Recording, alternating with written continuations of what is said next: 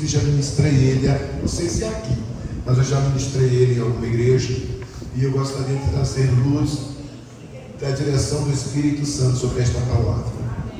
Creio que será totalmente diferente. Eu não lembro se eu já ministrei aqui na série. Se foi, vai ser diferente, porque Jesus trouxe ela hoje, porque hoje Deus tem algo para falar a mim e a você. Amém? Mateus 21, verso 18. Quem pode ler comigo, né? Fica de pé, vamos orar, ou seja, vamos ler a palavra. E saudando os ouvintes aqui da linha direta do ETViews, né? Direto do YouTube. Deus é grandão. Hoje não tem aqui o portal online, não, né? Mas está no YouTube aqui do pastor ETViews. Amém, amados? Com certeza almas vidas estão sendo visitadas e alcançadas nesta noite. 21 de Mateus diz assim, é o 18: E de manhã, voltando para a cidade, teve fome. E visitando uma figueira perto, ou seja, e avistando uma figueira perto do caminho, dirigiu-se a ela e não achou nela senão folhas. Disse-lhes: Nunca mais nasça fruto de ti. E a figueira secou-se imediatamente. Os discípulos, vendo isso, maravilharam-se, dizendo: Como se secou imediatamente a figueira? Jesus, porém, respondendo, disse-lhes: Em verdade vos digo que, se não duvidares, ou seja, se tiverdes fé e não duvidares, não só fareis ao que foi feito à figueira, mas até esse monte se disserdes, ergue-te e o precipita-te no mar, assim será feito. Porque tudo o que pedirdes em oração, crendo, recebereis. Esse é o Deus que eu sirvo. É o Deus que você serve, né? Levante a mão para Ele agora. Pai amado, mais uma vez nesta noite estamos diante de Ti, diante da Tua palavra. Pai amado, nós queremos a Tua presença durante todo esse texto, toda a mensagem que foi a ser ministrada nesta noite. Fale ao meu coração, tome a primazia, fale com a igreja, esta obra é Tua, esse povo é Teu. Eu Te agradeço nesta noite por esses momentos maravilhosos na Tua presença, Papai. Te agradeço pela chuva que o Senhor está mandando sobre esta terra, Pai. Te agradecemos pela saúde, pela paz, pela vitória. Nós Te louvamos pelo que o Senhor já fez e fará ainda, em nome de Jesus, amém. Agora sentado, eu gostaria que você desse uma palavra uma saudação, com palmas para a palavra de Deus, palavra do Senhor Jesus. Queridos, o texto que nós lemos não é uma parábola, é um texto feito de Jesus. Existe uma parábola chamada parábola da figueira. Alguém já deve ter lido na Bíblia, quando o Senhor Jesus Cristo ele faz uma comparação a um senhor, a um dono de uma vinha. Alguém já deve ter lido esse texto na Bíblia. Se não, quero trazer a sua memória. E esse dono da vinha, o dono da plantação de uva, ele resolveu por si só, tomou a decisão: vou plantar uma figueira na minha vinha. E assim ele fez. Isso contrariando alguns princípios, ou quem sabe alguns costumes da época. E o meu Jesus é fantástico em quebrar princípios, né? Quando a mulher samaritana estava lá na beira do poço, na cidade de capital da Galileia, Samaria, ninguém passava, ninguém podia ir, e Jesus quebrou todos os protocolos e entrou lá. Onde ninguém vai, Jesus vai. Onde ninguém entra, Jesus entra. O que ninguém faz, Jesus faz. Quando alguém diz não dá, Jesus diz dá. Quando alguém diz acabou, Jesus diz não, começou. Quando alguém é o final, é início. Porque esse Jesus é maravilhoso. É o meu, seu, nosso Jesus. Amém? Então, queridos, esse Senhor, dono da vinha, que Jesus conta a parábola, ele faz uma alusão ao dono da vinha, e que com certeza é o Senhor Jesus Cristo. E ele disse que o dono da vinha, plantando uma figueira, deixou por conta de um vinhateiro. Quem é o vinhateiro? Que cuida da vinha. É o personagem Espírito Santo, né? Que é o cuidador da igreja, porque se o Espírito Santo da igreja é morta, não vive. Ser igreja precisa ser movida, impactada pelo Espírito Santo de Deus. Então, queridos, a figueira plantada na vinha não deu fruto durante um período de tempo. E a Bíblia diz que o dono da vinha passou por um determinado tempo e olhou naquela figueira e não achou certeza ele se decepcionou, quem sabe se frustrou. E ele pensou, poxa, essa figueira infelizmente está ocupando um espaço inutilmente. Porque tudo o que uma figueira poderia dar, a figura não deu. Foi falta de cuidado? Não. Às vezes falta de alguma substância necessária naquela figueira para que ela produzisse o seu bom fruto. E aí o dono da vinha disse ao vinhadeiro, corta esta figueira, lança fora, porque ocupava um lugar inutilmente. Mas aí entra a ação do Espírito Santo. Aí entra o vinhadeiro do dono da vinha. E ele chega para o dono da vinha e fala assim, Senhor, dá mais um tempo. Dá mais um tempo. Não corte agora. Me deixe cuidar desta figueira. Olha que bondade, que amor de Deus. Olha o que o Espírito de Deus faz comigo, faz com você. Quantas vezes eu e você, plantados numa via que não éramos para ser plantados, éramos figueiras bravas. Ele foi lá, tirou do mundo com casca e tudo, cheio de mazela, cheio de tanta coisa errada, de arrogância, de estupidez, de pecado, de tanta coisa que não agradava ao Espírito Santo, nos vícios, na droga, na prostituição e tantas outras coisas. Ele arrancou de lá e trouxe e plantou na sua vinha, plantou na sua casa, plantou na sua vide. E aí agora ele deixou a cargo do Espírito Santo cuidar de mim e de você. Mas não é de se assustar que dado o momento da vida da gente, Jesus procura uma boa obra e às vezes demora por achar. Uma obra de oração, uma obra de jejum, uma obra de evangelismo, uma obra de contribuição, uma obra de pregar o evangelho, uma obra qualquer. E muitas vezes falta a figueira brava plantada numa vinha. Que privilégio nosso. Estamos aqui na casa do Senhor nesta noite. Plantados na casa, no reino de Deus.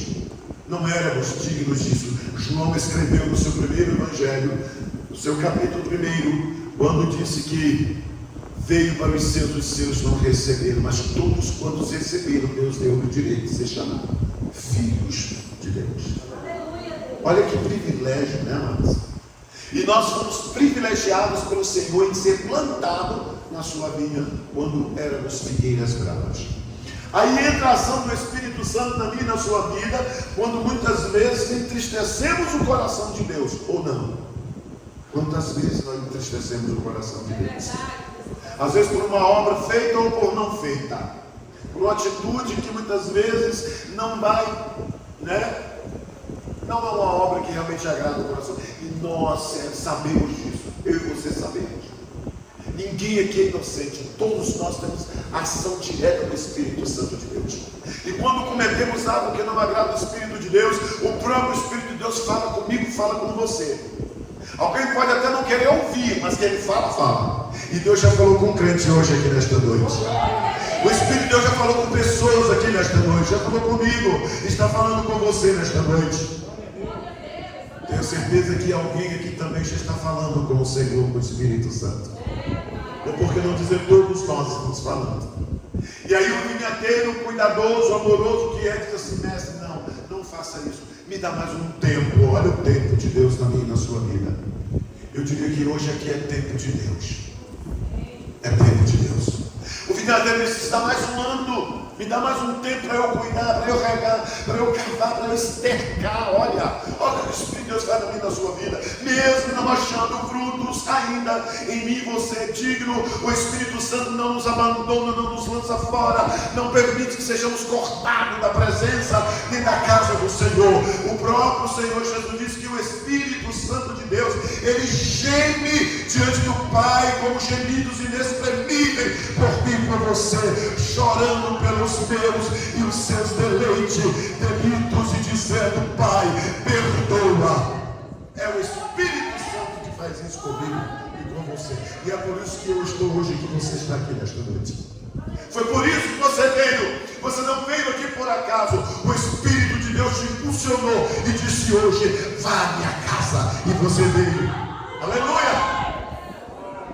E eu aprendo que o tempo que o Espírito de Deus pede ao Pai para que ter para cuidar dessa figueira é o tempo de Deus.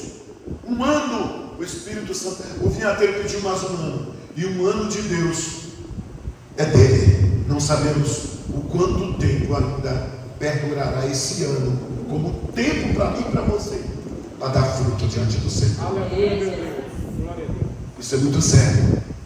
O Espírito de Deus está nos dando tempo. O Senhor Jesus está nos dando tempo, e o tempo dele é dele, do modo dele. E nós não sabemos até quando durará esse tempo.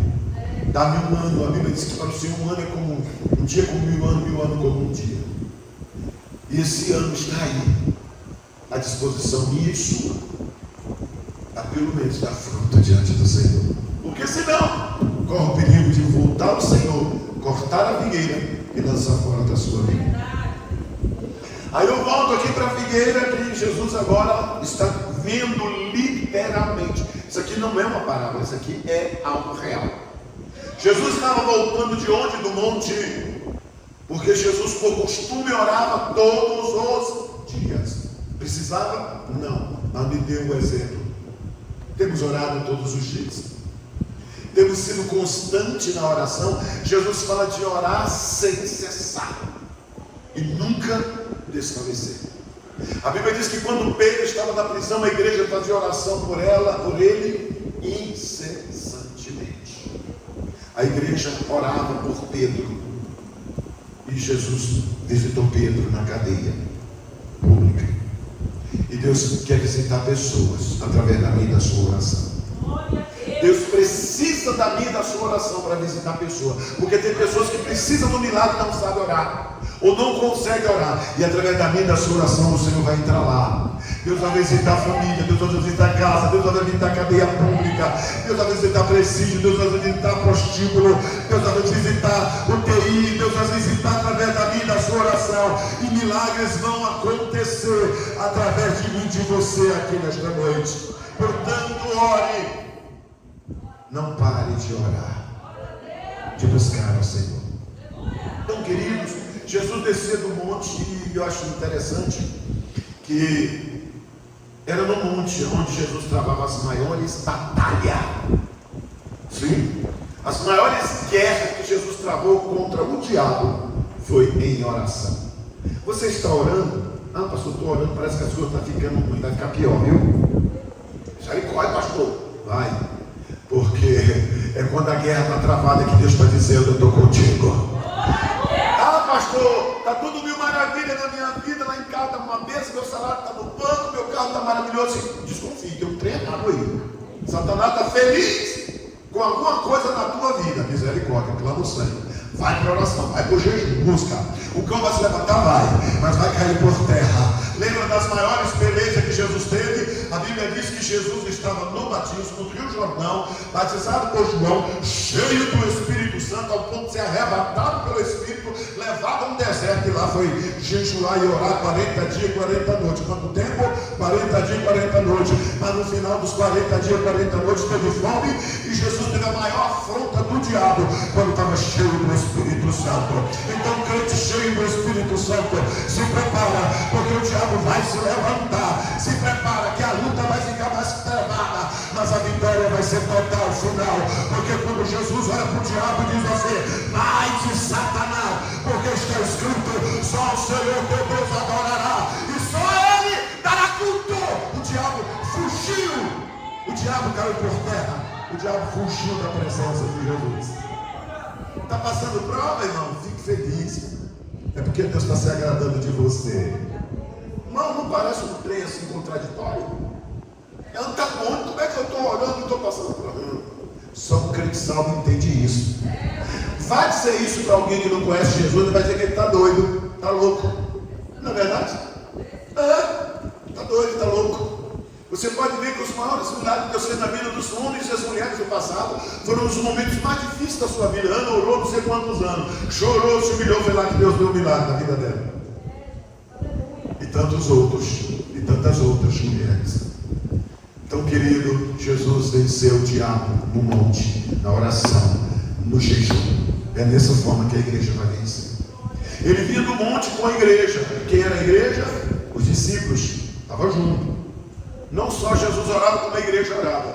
Não adianta o pastor, eu ou outro pastor que está orando, pagando preço de jejum de oração, se a igreja não orar. Não funciona. Não somos um corpo. Não adianta o pastor estar aqui com a igreja lutando, orando, consagrando, santificando, e alguém está nem aí vivendo uma vida desmantelada. Não vai, não chega. Vai atrapalhar o crescimento, a operação do Espírito Santo. Então, unindo as forças em oração, o caminho não resiste. Mas tem que estar em oração. Ou ora, eu costumo dizer, ou a igreja ora hoje ou corre amanhã. Está difícil? Ora que melhora. Amém? Então, queria Jesus descer no monte em oração com discípulos, e aí eu aprendo 3 lições maravilhosas nesse texto. 3 básicas. Primeiro, Jesus olha para a figueira junto com o discípulo e teve fome. Foi quando Jesus teve fome que o diabo tentou. Não foi? Para que esse negócio de fome? Transforma as pedras em pão. Olha aí. Quando eu lembro que Jesus teve fome, porque eu lembro dos maiores milagres que Deus operou. Quando a igreja tem fome e sede, é quando Deus opera os maiores milagres e maravilhas na vida da igreja. Sede de ajudar, de adorar, de congregar, de buscar, de jejuar, de fazer tudo na obra. Sede de Deus.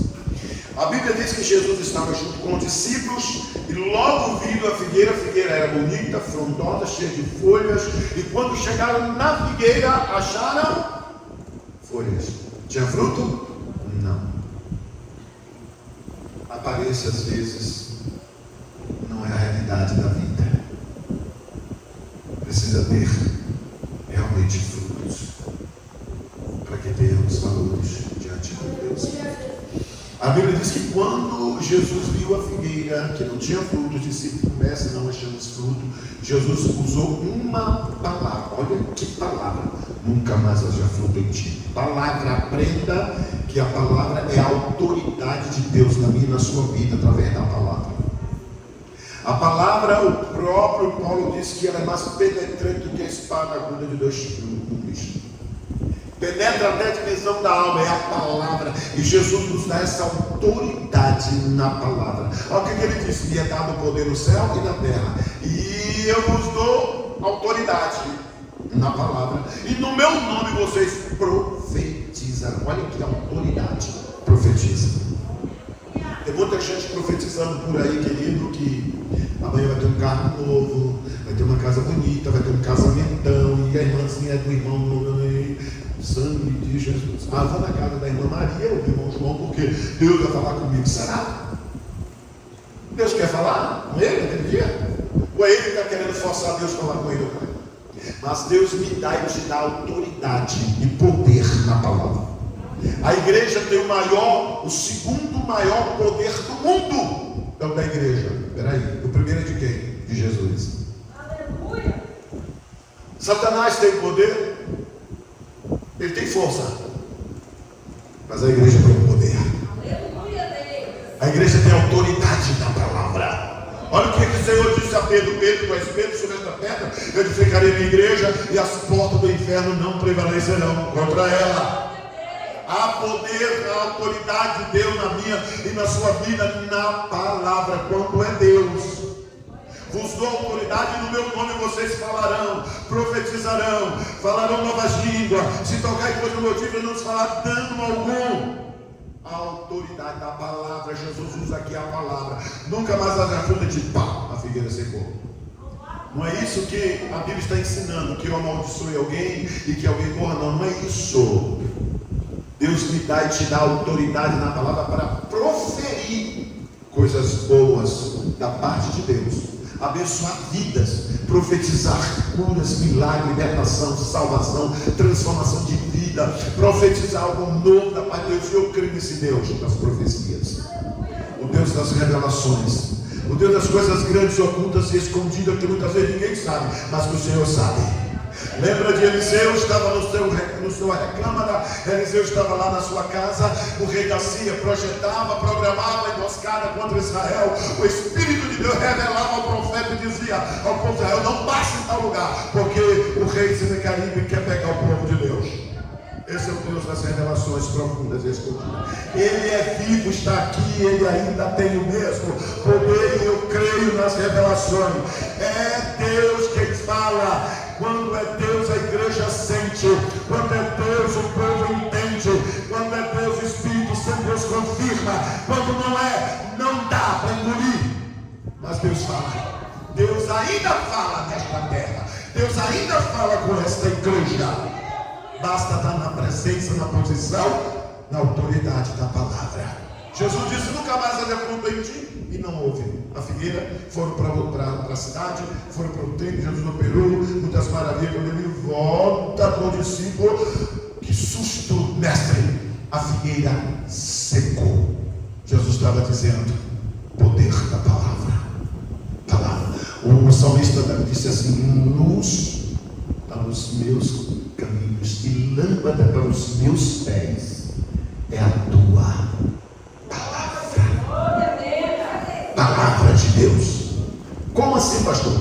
Leia a Bíblia, estude a Bíblia, olhe junto com a leitura, porque senão não vai entender nada. Só quem tem Deus, o Espírito Santo, entende. E aí eu aprendo a segunda coisa. Jesus olha para eles e fala assim: se maravilharam, eu estou dizendo as minhas palavras, ficaram surpresos.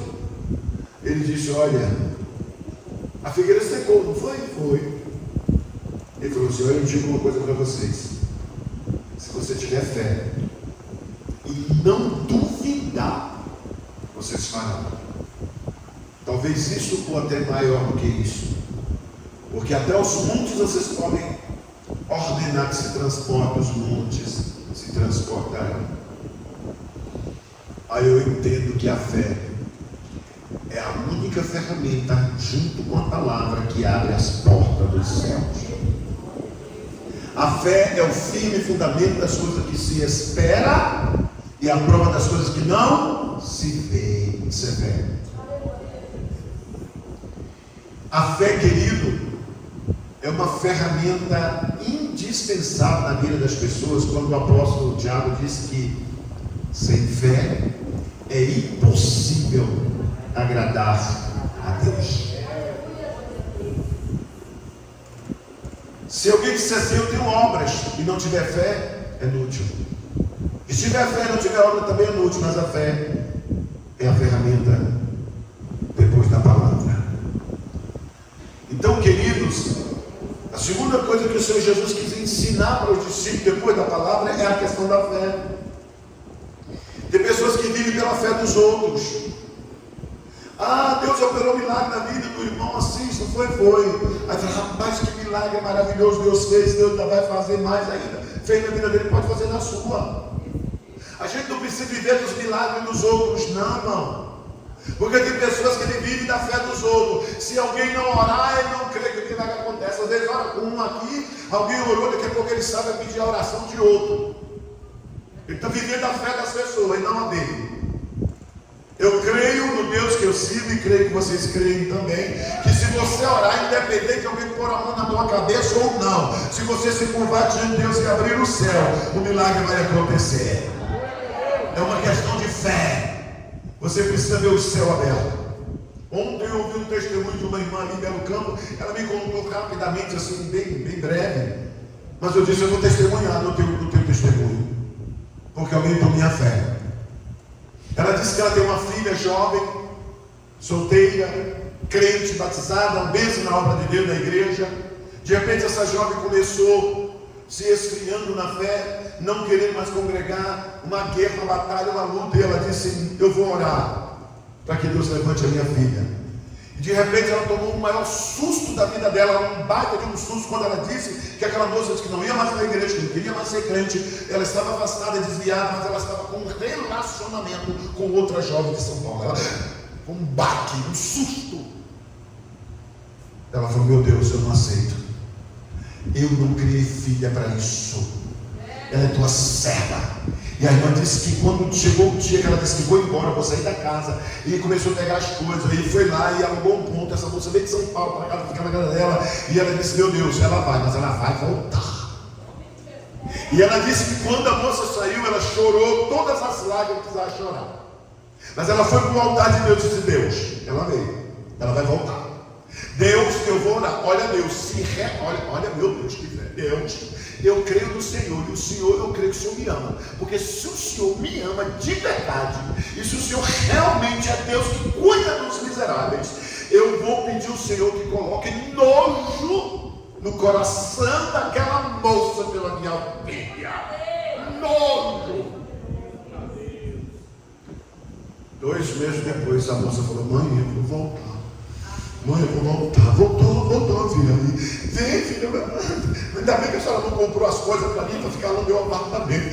Voltou. Ela falou: filha, me diga uma coisa. O que é que aquela moça falou para você? Ela falou: mãe, ela disse que sentia angústia. Eu falei: pá, olha Deus. Voltou. Deus é grandão. Só falta agora voltar para Jesus. Porque o nosso Deus é grandão, mas é preciso ter fé, é preciso adorar com fé. O milagre aconteceu, a filha voltou, está em casa, só falta agora reconciliar, mas o milagre já aconteceu. É fé, questão de fé. Jesus ensinou a fé. E por último, quando ele disse: se você tiver fé, não é só pedir. Tem pessoas que falam: ora por mim, ô irmão, ora por mim. Você está orando? Se você estiver orando, o milagre vai acontecer. A minha oração junto com a tua vai chegar no céu. A minha vai chegar, mas Deus vai responder de acordo com a tua. A minha vai chegar, Deus com certeza que vai. Deus vai ouvir. Mas a resposta também, de acordo com a sua fé também. Ou a gente crê, ou deixa de receber milagres. Está difícil, tá? Tenha fé. A minha empresa está quase à falência. Tenha fé. Está orando? Está buscando? Tenha fé.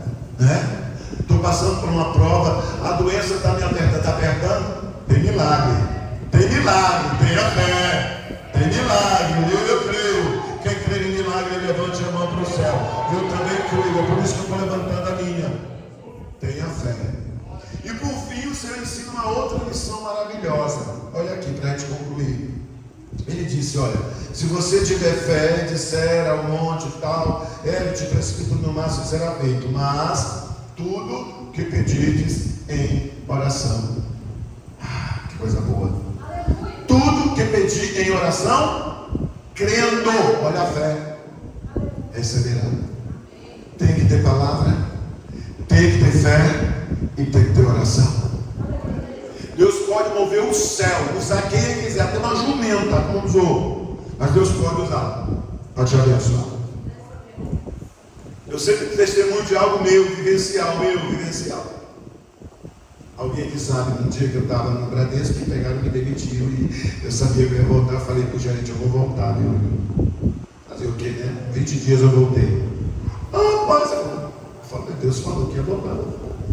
E agora depois de novo. Aí eu falei: Jesus, eu vou voltar de novo. Estou lá de novo. De novo. Deus é grandão, eu estou lá, viu? Para a glória e honra do nome do Senhor. Não é que eu sou bem daquele não, porque eu criei na minha vitória. Eu me lembro certa feita, nós que em Conquista passamos uma perrenga. Não há ninguém queira passar o que eu passei quando eu cheguei em Conquista. Jovem, solteiro, sem ninguém, sem família, morando com o pessoal espírita no Humberto Campo, na casa deles, fazendo faxina, e depois você fazer faxina no colégio, e depois foi uma albergue, e fazia tudo sem pensar em mais alguma coisa aí. E um dia eu falei: vou me embora, não dá, não aguento mais, chorando, sinceramente, falei chorando. Ele falou: não dá. Peraí, por que não? Não recebia dinheiro, comia na casa dos outros. Na casa quando tinha que comer, quando não tinha, ficava com fome, dormia no sofá dos professores do colégio, com travesseiro de papelão, sem uma coberta, sem um nada. Eu vim de Leão, no calor do cheguei aqui na época de 80, um frio que doía, e eu lá, toda noite de oração na portaria daquele colégio espírita. Eu abria as portas, se repreendia tudo, entrava, acendia uma luz e dobrava o joelho e orava. Deus me ouviu, Deus me respondeu. Aquele senhor já faleceu, e eu falei para ele: eu vou me embora. Ele falou assim: não dá. Eu falei: não, como assim? Então me paga alguma coisa. Me pagaram 5 cruzeiros, eu comprava pão, leite, farinha de milho, ou seja, pão de migal de milho, comia ali na merendeira e dormia e orava. Fui transferido para um albergue e eu orava toda a madrugada na portaria do albergue. Um dia o diabo se levantou com uma fúria do inferno, porque eu estava na igreja orando, crente, jejuando, orando, numa campanha de 7 dias de oração consecutiva. Saía do albergue, ia para a igreja, orava na igreja, ia para o colégio ia para o albergue. E foi no último dia orando de madrugada, 2 horas da manhã. Eu me lembro como hoje, o estrondo aconteceu, que parece que o telhado daquele albergue todo arrancou, quebrou tudo. Eu me assustei, falei, misericórdia, Deus tem poder. Eu falei, acabou tudo, quebrou tudo. Aí me levantei, depois assim, me assustado, senti o azul do pátio, quando eu olhei, estava tudo bicho no lugar. Só tinha um caqueiro que estava em pé, o caqueiro caiu, pá, quebrado. O Senhor me revelou e disse, o diabo está quebrado igual esse caqueiro. Eu falei, eita glória, Deus é grandão. Aí a jumenta de Balaão falou para mim assim, meu filho, não vai embora, sabe por quê? Porque na escada da vida você nunca pisa no último degrau pela primeira vez. Eita, tomei posse. Isso aqui é meu, viu? É meu, ó. É meu, fui tomando posse. Passei numa perrenga 3 anos, trabalhando numa albergue, fazendo tudo que você quis, andando tudo que você quer, não mais coisa aí que eu não vou falar. Então, querido, no final do 3º ano, estudando e orando de madrugada, e orando e recebendo meio salário mínimo, porque tinha melhorado, estava meio salário mínimo, e aí de repente Deus abriu, escancarou um portão, não foi uma porta. Eu entrei no Bradesco, estou com 38 anos lá. Deus grandão. Tentaram me tirar, não conseguiu. Tirou, eu voltei de novo. E vou estar lá até a hora que Jesus quiser. Isso é fé. É Deus na minha vida.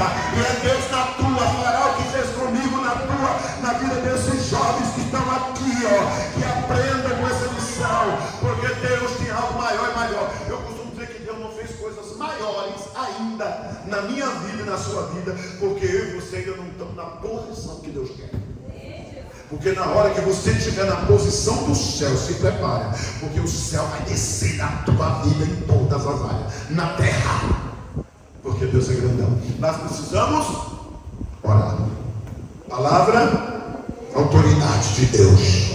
Depois fé, para que confirme a palavra, e depois joelho no chão, porque sem fé é impossível agradar a Deus, mas sem oração não vai para lugar nenhum.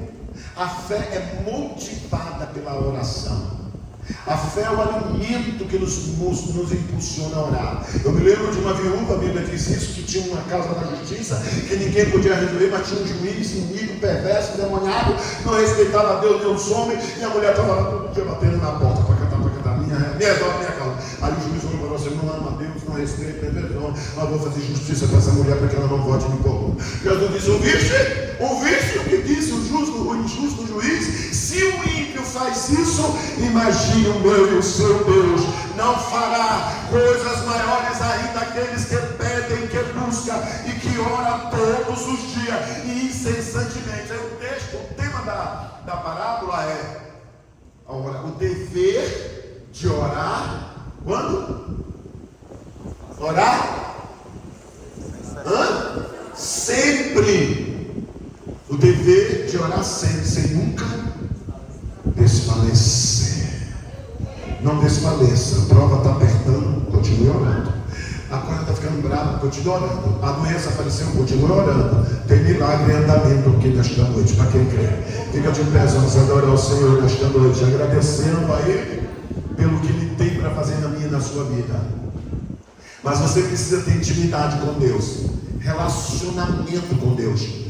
Ter Ele como seu amigo, companheiro de todas as horas. Está no carro, está orando, está dirigindo, está falando com Deus, está na empresa falando com Deus, está no banho falando com Deus, está na igreja falando com Deus.